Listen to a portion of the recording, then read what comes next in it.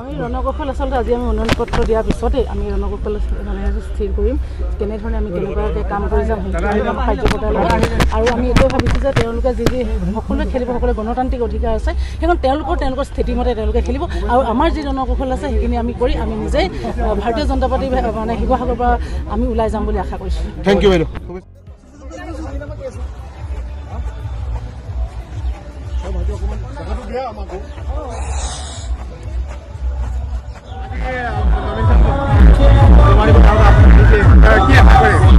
আমাৰ শিৱসাগৰবাসী ৰাইজে কংগ্ৰেছ আৰু ইউডিএফৰ মিত্ৰতা ঘৃণাৰ দৃষ্টিৰে চাইছে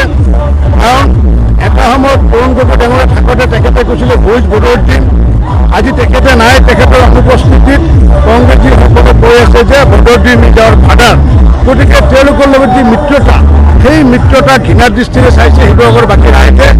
আমাৰ শিৱসাগৰৰ জাতি ধৰ্ম বৰ্ণ নিৰ্বিশেষে একৈটা পলিটিকেল লাইন বহুত মানুহে ৰাজনৈতিক দ্বন্দ্বৰ ওপৰত থাকি পেলাই হ'লেও শিৱসাগৰৰ সৰ্বাংগীন উন্নয়নৰ স্বাৰ্থত পূৰবী ৰাজপথৰ বাইদেউক আগন্তুক বিপুল ভোটত জয়যুক্ত কৰাব।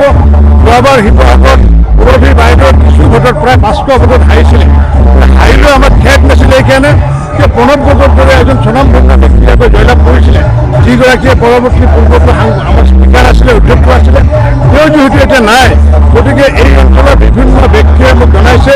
তেওঁলোকে ৰাজনৈতিক যি দৰ্শনৰ ওপৰত থাকি পেলাই ভাৰতীয় জনতা পাৰ্টিকে ভোট প্ৰদান কৰিব এইকাৰণে যে কেন্দ্ৰত যিহেতু চৰকাৰ আছে মোদীৰ ভাৰতীয় জনতা পাৰ্টিৰ চৰকাৰ যিহেতু নিশ্চিত ওপৰত যিহেতু হ'ব গতিকে সেই চৰকাৰত অংশীদাৰিত্ব যাতে সুৰক্ষিত বাইদেউ থাকে তাৰ কাৰণে শিৱসাগৰবাসী ৰাইজে বিপুল ভোটৰ জয়লাভ কৰিব আৰু নিশ্চিত ওপৰত চৰকাৰৰ অংশীদাৰিত্বত সুৰক্ষিত বাইদেউ থাকিব।